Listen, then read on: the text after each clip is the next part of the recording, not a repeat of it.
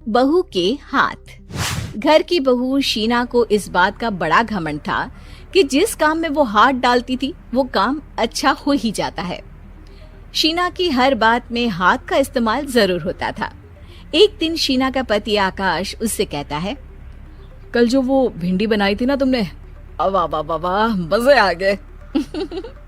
मैंने अपने हाथों से बनाई थी। मेरे हाथों में वैसे भी जादू है, जिस चीज को छू लेती हूँ सोना बन जाती है। अब ये थोड़ा ज्यादा हो रहा है। मतलब अगर हर चीज को छू के सोना ही बना देती हो तुम, तो हमारे नाम के पीछे भी अंबानी ही लगा देते हम। चुप रहो, मुंह पे हाथ रख लो, कुछ भी बोलते रहते हो। शीना की सास बगिया से पूजा के लिए फूल चुन रही थी। सुंदर, अति सुंदर, कितने प्यारे गुलाब के फूल हैं।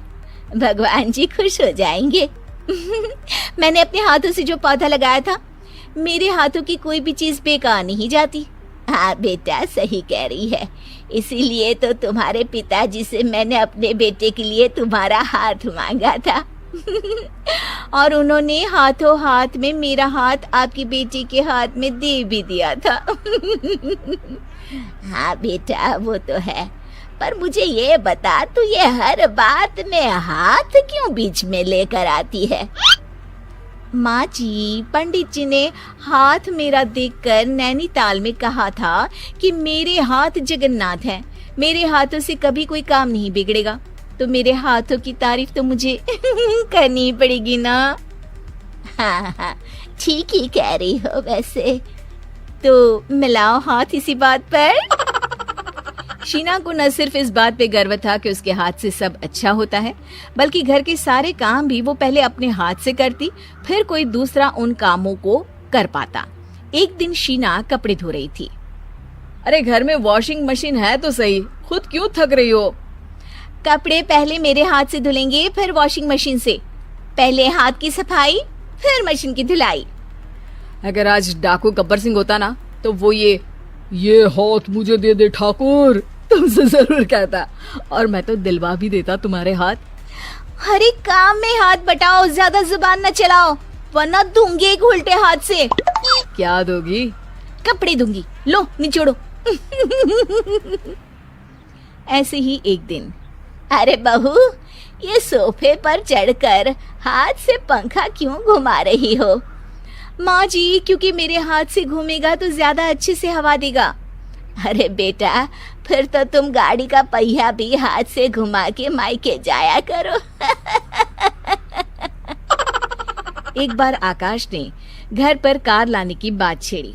माँ, सोच रहा हूँ कि एक कार लेकर आता हूँ। ले ले बेटा, क्यों नहीं? अरे पैसे हो तो हवाई जहाज भी ले लेना।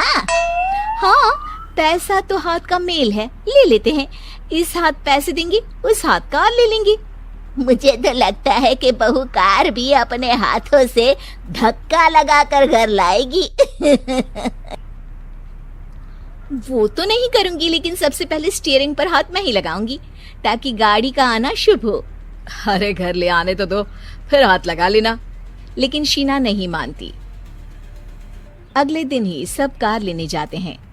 शीना सेल्समैन से कहती है, भैया ये कार बहुत पसंद है, पैक कर दो। अरे ओ भाग्यवान, 2 मीटर कपड़ा नहीं है जो पैक करवा ले, जरा चला कर तो देखने दो। यस सर, बिल्कुल, टेस्ट ड्राइव कीजिए ना। अरे नहीं नहीं, सबसे पहले मैं हाथ लगाऊंगी गाड़ी को, मेरे हाथ अच्छे हैं। अरे यार, हाथ तो मैं भी धोता ही हूँ, और आजकल तो सैनिटाइजर से भी धोता हूँ। मेरे काम में हाथ ना अड़ाओ। अरे टांग ना अड़ा होता है भाग्यवान, हाथ नहीं। शीना ड्राइविंग सीट पर बैठ जाती है और आकाश उसे गाड़ी के फंक्शन समझाता है। देखो शीना, ध्यान रखना, ये है स्टीयरिंग, इससे राइट लेफ्ट जाएंगे।